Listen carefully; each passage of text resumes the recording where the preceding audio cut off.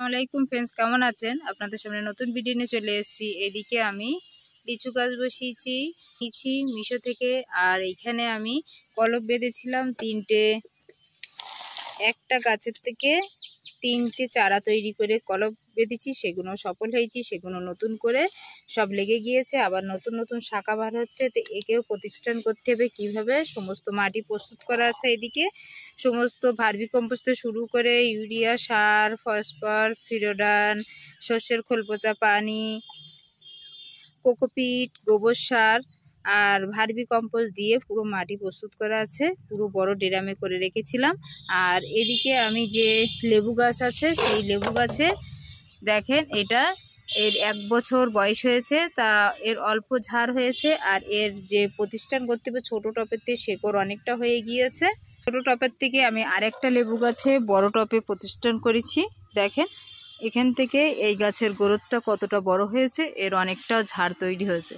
আর ওদিকে আরেকটাও আছে দেখাচ্ছি, এদিকে আরেকটা আছে সেটাও দেখেন। এটাও আমি ছোট টপের থেকে বড় টপে করেছিলাম। তো 1 বছরের ভিতরে 1 বছর 2 মাস বয়স হচ্ছে গাছটা, তা পুরো কতটা ঝাড় কত সুন্দর তৈরি হয়েছে। আর এদিকে আমি এটাও সামনের বছরে এর থেকে বড় বালতিতে আরও ট্রান্সফার করব। তারপর 2 ধাপে 3 ধাপের পর বড় যে বড় ড্রামগুলো আছে ওই যে সেই বড় ড্রামে প্রতিষ্ঠান করব। যেরকম দেখেন সেই কুল গাছটা কতটা বড় হয়েছে, আর এখানটা প্রতিষ্ঠান করে বড় টপে করেছিলাম। আর এদিকে ভেন্ডি চারা টারা বসিয়ে দিয়েছি, কত সুন্দর দেখেন। আর এদিকে যে কুল গাছটা আমি বড় টবে প্রতিষ্ঠান করেছি, তাই দেখেন নতুন নতুন শাখা কত সুন্দর, এর গ্রোথটা দেখেন। আর যদি আমি ছোট টবে এতে রেখে দিতাম তাই এটা মারা যেত, কেন শেকড়টা যখন বড় হয়ে গেছে সাইড দিয়ে ছাঁটাই করতে হয়। করার পরে দেখেন এর জীবনটা ইনশাল্লাহ আবার নতুন করে ফুলও চলে এসছে। দেখেন হালকা ফুল চলে এসছে। একে আবার শস্যের খোল পচা পানি দিতে হবে। আর তার ভিতরে পালং শাকের বীজ দিয়েছি, ভিতরে পালং শাকের বীজ দিয়েছি, তার জন্য এটাতে আমি ঢেকে দিয়েছি। আর এদিকে এখন বৃষ্টি 2 দিন ধরে হচ্ছে, যদি বৃষ্টি হয় তখন এই বীজগুলো নষ্ট হয়ে যাবে। একটা আছে সেটাও আমি এটা প্রতিষ্ঠান করব। দেখেন নতুন শাখা কত সুন্দর ধরেছে, তা গাছটা অনেকটা পরিবর্তন হয়ে গিয়েছে। পেয়ারা গাছের গ্রোথটা দেখেন, পেয়ারা গাছে যেটা আমি মাথায় ডাল নিচে করে দিয়েছিলাম তার থেকে নতুন শাখা কতটা বার হয়েছে, অনেকটা চেঞ্জও হয়ে গিয়েছে। নতুন থেকে এর থেকে অনেকটাই ফুল ধরবে, ধরাতে দেখেন কতটা চেঞ্জ হয়ে গিয়েছে। আর এদিকে যে সব থেকে আমি যে বালতিটা আছে এই বালতিটার থেকে আমি অন্য টপে বড় টপে প্রতিষ্ঠান করব। এর থেকে 10 লিটার বালতির ভিতরে করে তারপর এই বালতিটায় এই যে পেয়ারা গাছের মাথা কাটা এর থেকে এইটা আমি এতে বসিয়ে দেবো। তাহলে এইটা আমি সামনের বছরে আবার আমি এর থেকে কলপ চারা করে আপনারা বিক্রিও করতে পারেন, আর নিজের ছাদ বাগানে যদি জায়গা থাকে বসাতে পারেন। তা আমি নার্সারির মতন অনেকটা গাছ নিজের, এইসব হলো নিজের হাতে। আর যখন কলপ বেঁধেছিলাম এইখানে একটা ডালে 2টো বেঁধেছিলাম, দেখেন এই একটা রয়েছে আর এইদিকে একটা, এই একটা, এই 2টো দেখেন একই ডালে 2টো। তার ভিতরে এটা ছোটোর ভিতরে যদি এটা আমি সামনের বছরে ট্রান্সফার করে দিতাম, যে গাছটা ঝাড় হয়েছে এটাও একটু ঝাড় হতো। কেন যখন শেকড় এঁটে যায়, যখন খেলতে পারে না শেকড়, তখন গাছের স্মরণশক্তি কমে যায়। ওই জন্য যখন জায়গা পায় তখন নেচে নেচে বড় হয়। তা দেখেন এইটাও দেখেন, এই যে এতে ছিল হলুদ গাছ ছিল আর ছিল ঘ্যাটকুল, সেই ঘ্যাটকুল নামিয়ে দিয়েছি। কেন এর থেকে বড় টপ নিয়েও এখন তো ঘ্যাটকুলগুলো কেটে নিয়েছি। আর এতে আমি প্রতিষ্ঠান করে দেবো। এর যদি আগাম আমি আরও যদি করতাম, তুলে নিতাম, তো এই গাছে প্রচুর ফুল ধরতো, আর তার সঙ্গে এই গাছটা অনেকটা পরিবর্তন হয়ে যেত। তা এই গাছে আর বছরে ইনশাল্লাহ প্রচুর ফুল ধরেছে, এত ফুল ধরেছে। তো এইটা যদি এই গাছের মতন যদি আমি করতাম তাহলে এই গাছে এবছরে ইনশাল্লাহ অনেকটাই আমার ফল ধরতো। কিছু অস্ত্র দিয়ে করবেন, চেষ্টা করবেন, তা আমি আলোক করেই করেছি ইনশাল্লাহ। আর যখনই দিয়েছি গাছটায় পুরো একদম দেখেন পুরো প্লেন বালতি দিয়ে দিয়েছি বলে নর্মালভাবে কত সুন্দর বসে গিয়েছে। আর বসার থেকে দেখেন তুলেছি কত সুন্দর। আর শেকড়টা দেখেছেন, পুরো গাছের খাদ্য বলতে আর কিছুই নেই, গাছ আর টানার ক্ষমতা নেই। এই দেখেন দেখেন নিচেই দেখেন। তাহলে একে তো ব্যবস্থাই করতে হবে। যদি এবছরে যদি না করি তাহলে আর বছরে এই গাছের কোনো ক্ষমতা থাকবে না, তখন এই গাছটা আর যে ঝাড়আলা তৈরি হবে, আপনি ঝাড় তৈরি করবেন, তখন এই গাছের আপনার কোনো জোর নেই, আপনি ফলও পাবেন না, কিছুই পাবেন না। তাই এই গাছে অবশ্যই আপনার এই দেখেছেন পুরো এঁটে গিয়েছে, তার মানে এর মাটি বলতে কিছুই নেই, শুধু শেকড়ই দেখা যাচ্ছে। তাহলে এইগুলো আমাদেরকে লক্ষ্য রাখতে হবে, কীভাবে গাছের খাদ্য আমাদের দিতে হবে সেটা অবশ্যই আমাদের খেয়াল করার দরকার। নিয়েছি, দেখেন এর গাছের অবস্থাটা কতটাই।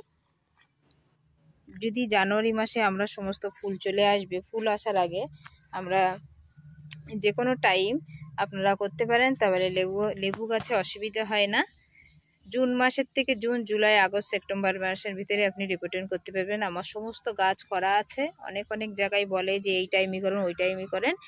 গাছ যদি সঠিকভাবে মূল শেকড় যদি আপনাদের নষ্ট না হয়, তাহলে আপনার গাছ ইনশাল্লাহ গাছ মরবে না। আর যখন দেখবেন সাইডে যে শেকড়ের ভিতরে অনেকটা নষ্ট হয়ে গিয়েছে, তখন আপনারা এই শেকড় আপনারা তখন সেখান থেকে বাদ দেবেন। তো এর ভিতরে একটা মোটা শেকড় আছে, সেই শেকড়টা যেন অবশ্যই ওইটাই যেন না কাটা পড়ে, তাহলে আপনার গাছ মারা যেতে পারে। তো এইদিকে কিছু মাটি এরম সাইড দিয়ে হাত দিয়ে হোক আর এরকম কিছু দিয়ে আপনারা সরিয়ে দেবেন। কিছু কেটে গেলে অসুবিধা হবে না, কেন আমি কুল গাছেরও আপনাদেরকে দেখিয়েছি নেক্সট ভিডিওয় যে কুল গাছটা কীভাবে আমি সাইড দিয়ে কেটে ছেটে দিয়েছি। এই যে সাইড দিয়ে কিছু কেটে দেবেন। আর এখন গাছটা ছোট আছে, অত অসুবিধে নেই। যদি মনে করেন না আমার অসুবিধা হচ্ছে, যে আমার অসুবিধা হবে না, তাহলে আপনি বসিয়ে দিতে পারেন। মাটি পুরো এরকম হালকা হওয়ার দরকার। আর সমস্ত মাটি প্রস্তুত অবশ্যই দরকার। মাটি যখন আপনারা করবেন, সমস্ত জৈব সার বলতে যে জৈব সার হলো ফিরোডন থেকে শুরু করে ফস পাউডার, ইউরিয়া সার, তারপর সাপ পাউডার, আর পিঁপড়ে মারা পাউডার, একটু হলুদ, ঘরোয়া জিনিস দিয়ে যদি আপনি মাটিটা প্রস্তুত করে রাখেন, আর সর্ষের খোল পচা পানিও দিতে পারেন, সর্ষের খোল মিক্সারে করে সেটাও দিতে পারেন।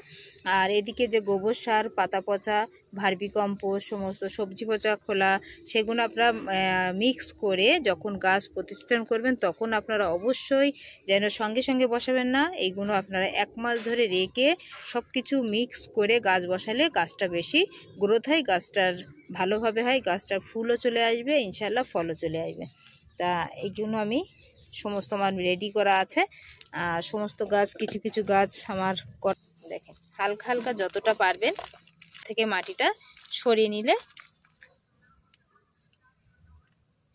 দেখেন এটা মূল শিকড় যেগুলো মোটাগুলো, সেগুলো অবশ্যই আপনারা করবেন, কাটবেন না।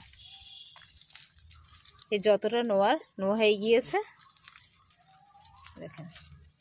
আর মাটিটা সবসময় শুকনো দরকার, ভালোভাবে রোদ্দুরে শুকিয়ে তারপর আপনারা গাছ রোপণ করবেন। এই দেখেন মাটিটা দেখেন কতটা শুকনো আছে। দেখেন এখানে দিয়েছি এত বড় ড্রাম, এটা প্রচুর যদি মাটি দেই ভার হয়ে যাবে।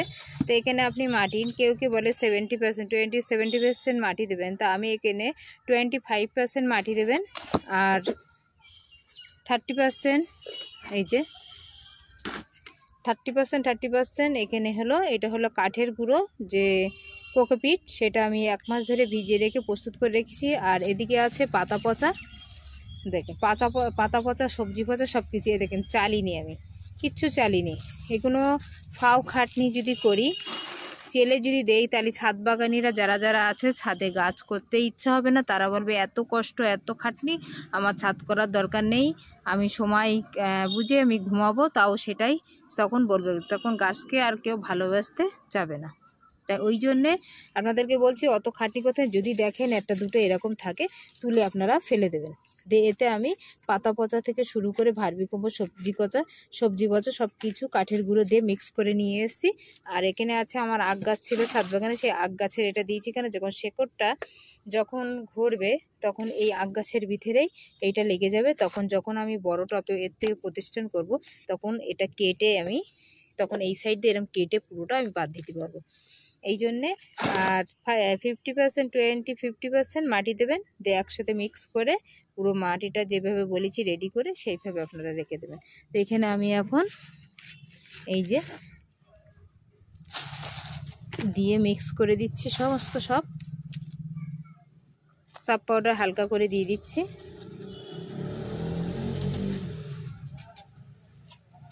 যে শেকড়টা যেন নষ্ট না হয় ওই জন্যে।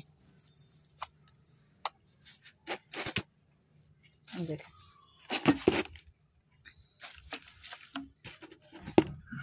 আর যদি মাটি দেই তা গাছ পুড়ে এঁটে যাবে, পানি খেতে একদম চাবে না, যেই দেবে নিচে থেকে পড়ে যাবে। আর যদি আপনি এই কাঠের গুঁড়ো যেগুলো আপনি যদি দেন তাহলে আপনার গায়ে পানিটা আপনার থেকে যাবে, গাছ অনেকক্ষণ পানি তখন তখন খেতে পারবে। দেখেন আর এদিকে যে মাটি ছিল সাইডে সেটাও হালকা করে দিয়ে দিচ্ছি।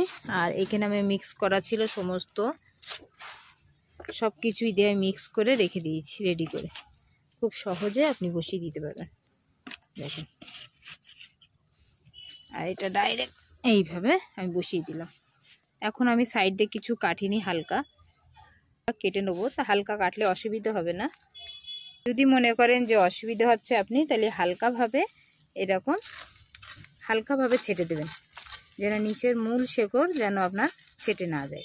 এই যে দেখুন, কেন মূল শেকড় এর ভিতরে বোঝা যাচ্ছে না এখন কোথায়, কেন গাছটা যখন প্রচুর মোটা হয় তখনই বোঝা যায়। এরকম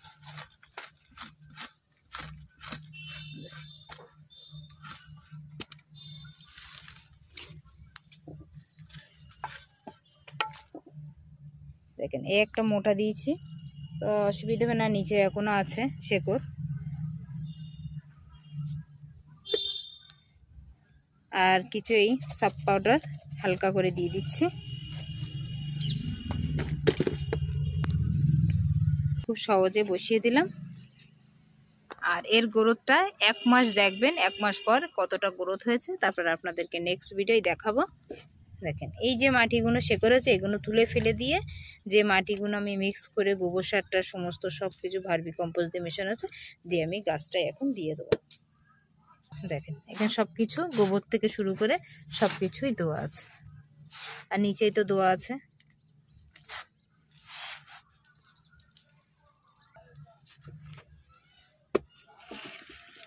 এইভাবে সমস্ত এক সাইডে মাটি বেশি যদি দেই গাছকে, তখন এঁটে পুরো ধরে থাকবে শেকড়, তখন গাছটা আর নেচে নেচে তখন বড় হবে না, তখন এক জায়গায় থেকে যাবে গাছের শেকড়, নতুন নতুন কচি কচি পাতাও আর আসবে না। তো দেখেন পুরোটাই বৃষ্টি হয়েছিল, মাটিটা পুরো শুকিয়ে রেখেছিলাম, এখন একটু হালকা একটু নরম মতন আছে, তো অসুবিধে নেই, রোদ হলে আবার ঠিক হয়ে যাবে। তা পুরোটাই আমি সব এখন আজকে সন্ধে হয়ে যাচ্ছে, এখন আর এটা আমি পানি দেবো না, কাল সকালবেলা পানি দেবো। তো দেখেন কত সুন্দর বসানো হয়ে গিয়েছে। আর যখনই কলম বেঁধেছিলাম তো সোজা সড়ক করেছিলাম, একই ডালের ভিতরে দুটো ডাল কলম বেঁধেছিলাম, তো দেখতেই পাচ্ছেন। দেখেন আর এটাও মাটি প্রস্তুত করতে হবে, কিছু আছে, সন্ধে হয়ে গিয়েছে। তা দেখেন অবশ্যই যদি আজকে ভালো লাগে অবশ্যই আপনারা এইভাবে যদি ট্রান্সফার করে লেবু গাছে করেন তা আপনার এইটা এক বছর না 2 বছরের ভিতরে আপনি সমস্ত বড় বড় গাছ হয়ে যাবে। তখন গাছের থেকে এই যে যখন এইটা ডাল হচ্ছে এই ডালগুলো আপনারা ঝাড় করতে গেলে এখান থেকে সামনের বছরে এখান থেকে কাটিং করে দেবো, এখান থেকে নতুন আবার আপনার ঝাড় তৈরি হয়ে যাবে। যেরকম আমি এটা কেটে দিয়েছিলাম, দেখেন এই যে এইটা কেটে দেওয়ার থেকে দেখেন এর থেকে কত শাখা বার হয়েছে, দেখেন এই গাছটা দেখেন গ্রোথটা কত সুন্দর হয়েছে। এই যে তো দেখেন আজকে যদি ভালো লাগে অবশ্যই এটা লাইক শেয়ার সাবস্ক্রাইব, ভালো থাকে সুস্থ থাকেন, আল্লাহ হাফেজ, টাটা।